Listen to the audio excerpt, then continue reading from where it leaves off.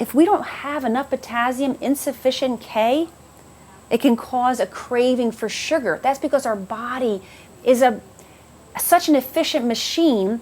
If we don't have enough sugar, glucose, stored in our muscles at the ready and stored in our liver at the ready as glycogen, we can actually have a craving for sugar because our body needs sugar, glucose, in the form of glycogen to be stored in our muscles. So we can even address cravings by making sure we consume enough potassium. That sounds easy enough, and actually it pretty much is. So how much K do we get? Most people would be thinking that, you know what, and I used to be this person, I feel like I'm a little fatigued, I'm having some muscle cramping, I probably need some potassium, right? And what do we always reach for? Usually a banana, right?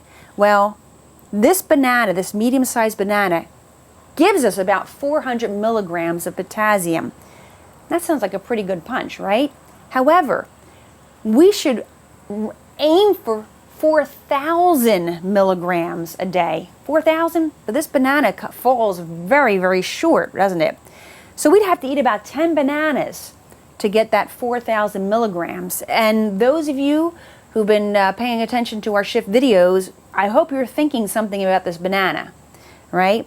That banana has a whole lot of glucose, doesn't it? So if you look at that math, those medium bananas, about 28 carbohydrate in that one medium banana.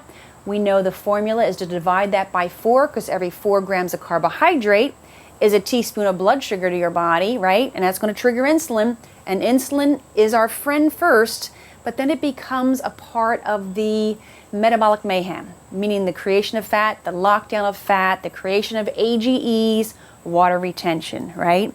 So we want to avoid that because that's 7 teaspoons of glucose to our bloodstream, that one banana. Well, where else can I maybe get some potassium from? The raisins are another thing I would have grabbed a handful of in my past. But a half cup of raisins are 56 grams of carbohydrate. That's a lot of carbohydrate for one half cup of something, isn't it? 14 teaspoons.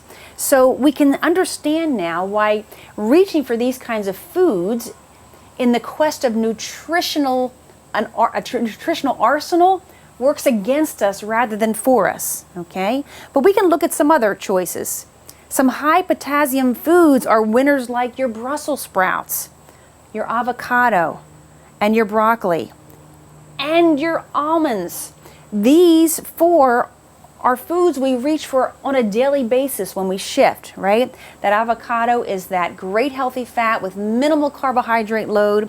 Brussels sprouts are virtually, I can't say carb free, but they're virtually carbohydrate free. Your cruciferous, right? And then almonds, we rely on those all the time to add extra fat. Again, these have little carbohydrate, this has little carbohydrate. However, their fat far outweighs it, and they also have a nice dose of protein as well. So I want you to give some thought over the next 24 hours until you do the next video on how you can increase your potassium and reaching for these greens.